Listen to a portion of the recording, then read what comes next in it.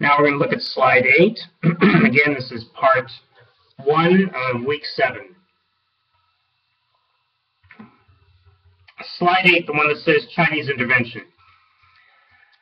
In another couple slides, we'll take a look at one of those standard maps that shows the high tide of North Korean advance south and the high tide of U.S. and the United Nations advance north, and then the Chinese flowing in and all that stuff.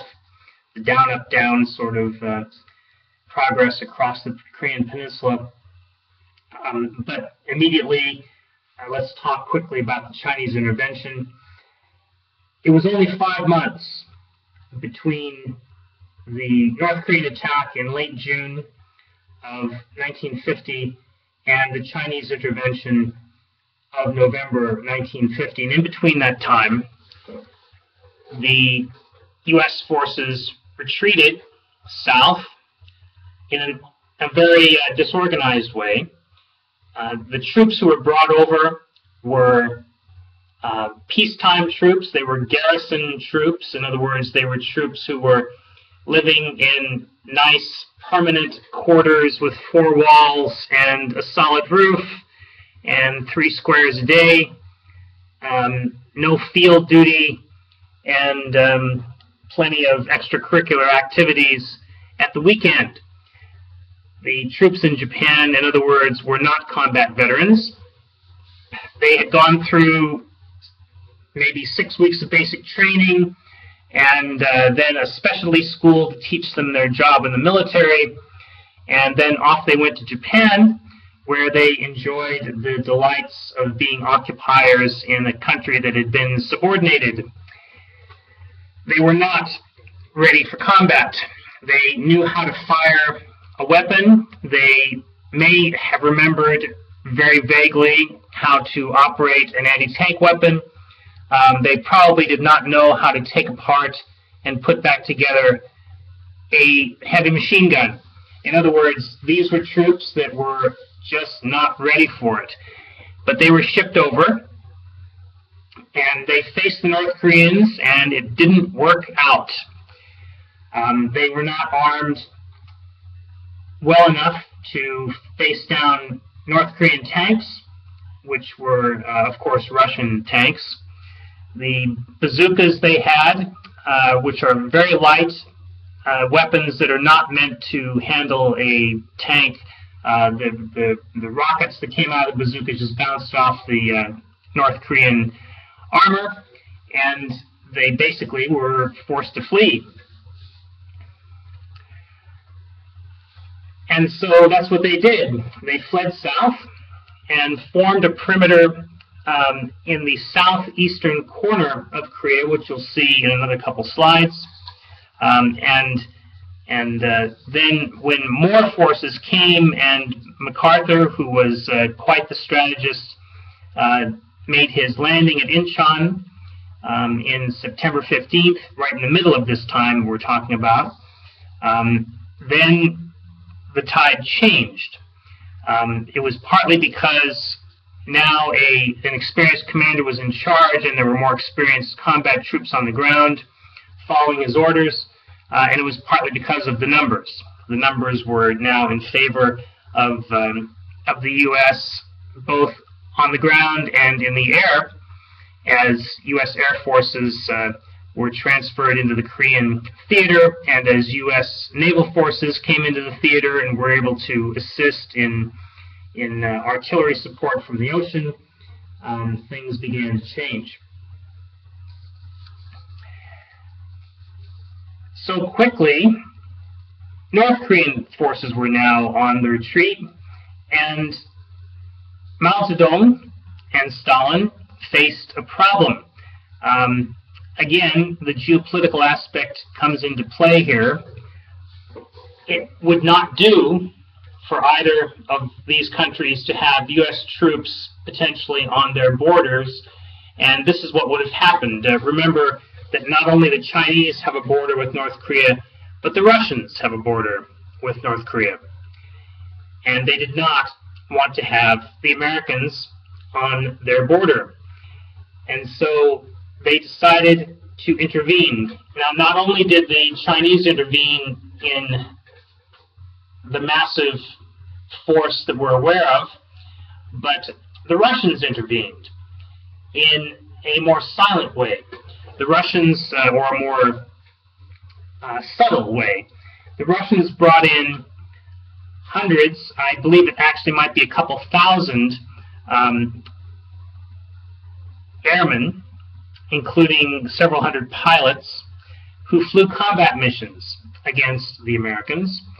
There were 4 or 5 Soviet aces who shot down more than 10 American planes. They made a major contribution to the war. And the reason that this was all kept quiet was that the Russians did not want to have to go in front of the UN and explain why they were fighting against a UN force and possibly have their status on the Security Council challenged.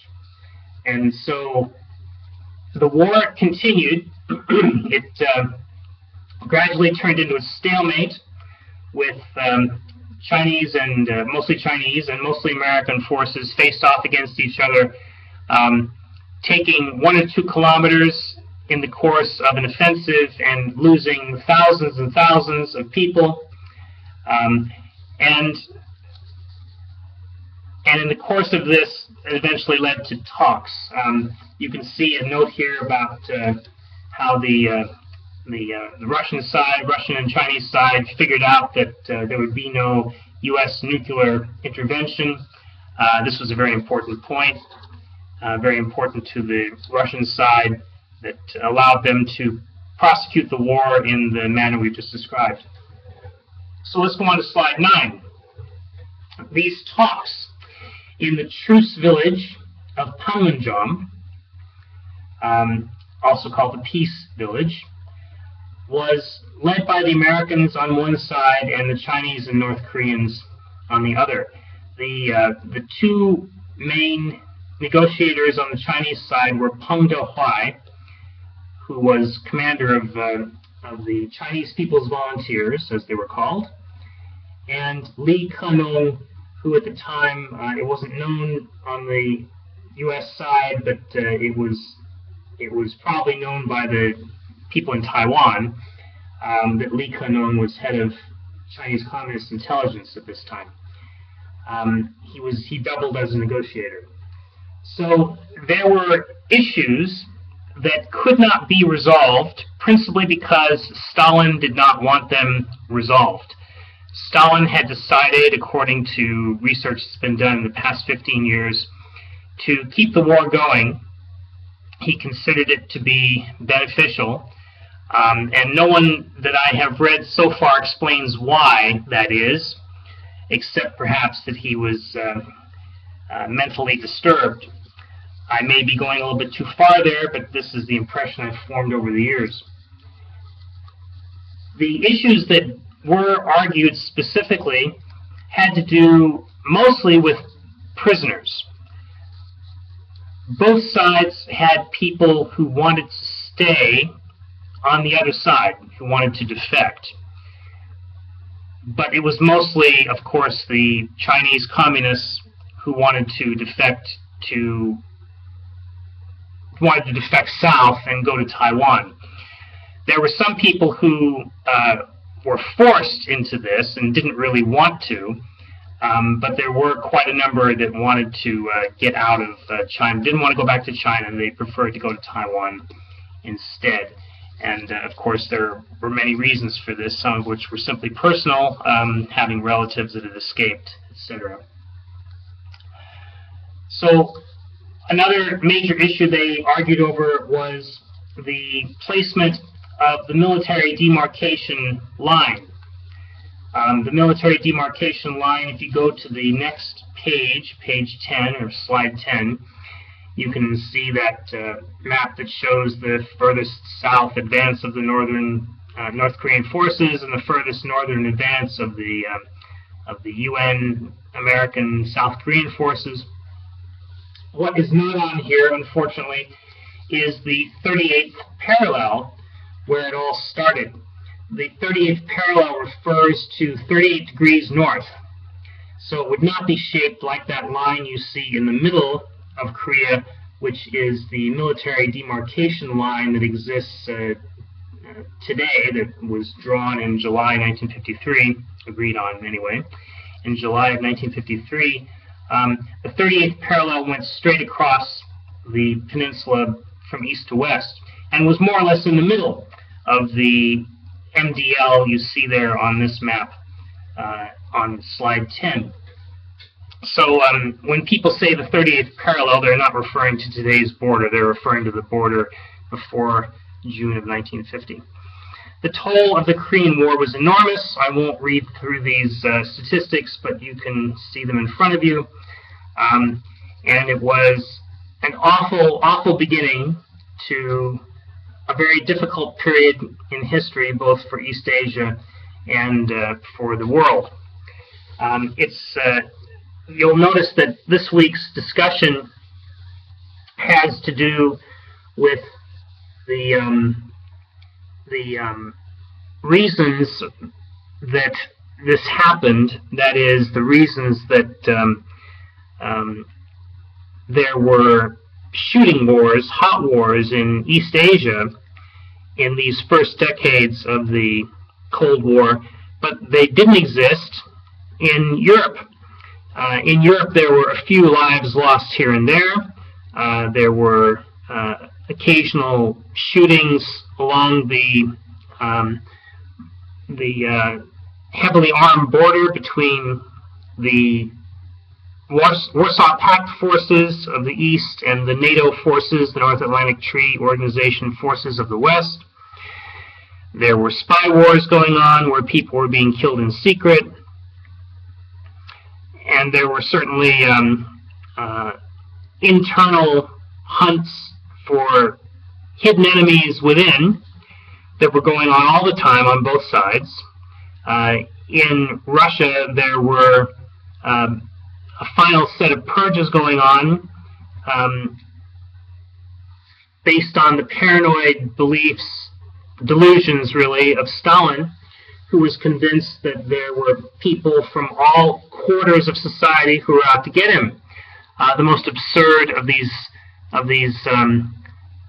ideas he had was that there was a doctor's plot to poison him or otherwise incapacitate him, and so he had physicians killed as a result of coming under this delusion. And this is why I mentioned a moment ago that the motivation he had to keep the Korean War going was not necessarily some crypto and sophisticated form of strategic thinking. As I've read about this over the years, I've formed the impression that Stalin was just plain crazy and going crazier every month of every year until he died in early 1953, which finally allowed for a truce. Let's go on to slide 11. So it was only when Stalin was gone that the two sides were able to reach an agreement. Part of this was pressure from Eisenhower, the newly elected president, who promised he would end the Korean War and was not nice about it. He threatened to use atomic weapons. He threatened to increase by several times the bombing that was occurring against North Korea, and a combination of opportunity and pressure worked wonders. So a truce continued for many decades and continues today between two sides that remain technically at war, and quite often they do shoot at each other. For example, while I was in Korea myself from 1979 to 1981, I lost count of the number of shootouts that I heard about or even heard with my ears between the North and Southern Korean sides. There were a number of famous incidents that occurred just during those times. And there were incidents that we'll talk about next time or 2 times from now when we speak about divided Korea that have gone down in the history books. So during the first several decades, and I suspect even up until the present day, there has been a very close relationship between Taiwan and South Korea. During the time that I was in the military, in the late 70s and into the mid-80s, I witnessed this at first hand. Even after the United States shifted official recognition to China, diplomatic recognition in 1979, there was quite a bit of hidden cooperation between the United States and Taiwan that continues today. And in spite of the fact that the South Koreans have shifted their official diplomatic recognition to mainland China from Taiwan, I believe that there is probably a great deal of cooperation there. Each of the 2 sides, that is, the North Koreans and the Chinese on one hand, and the South Koreans and the Taiwan regime on the other hand, have had very close relations because they have obvious similar interests against enemies on the other. There has been backing on both sides from the outside, and a status quo that has unfortunately continued in its past form in ways, in some ways that are similar to today. Let's go on to slide 12. So once the Korean War had occurred and the Cold War had become hot in one place and there was a great deal of danger of other such confrontations, the United States had already decided, the U.S. government had already decided that it needed to pursue a containment policy that you may have learned about in other courses that was the original brainchild of a U.S. diplomat and Russia expert named George Kennan, which was combined with the Marshall Plan. That's the same General George Marshall who led the U.S. negotiation mission in China in 1946 into 47.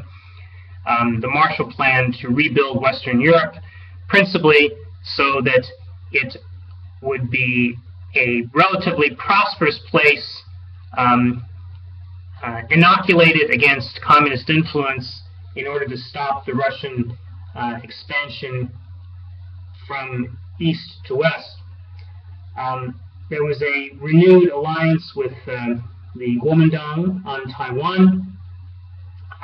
One of the chief goals of the U.S. was to protect Japan, because Japan was seen as the bedrock of U.S. presence in Asia, being an industrialized country that was rich and could support a continued anti-communist effort.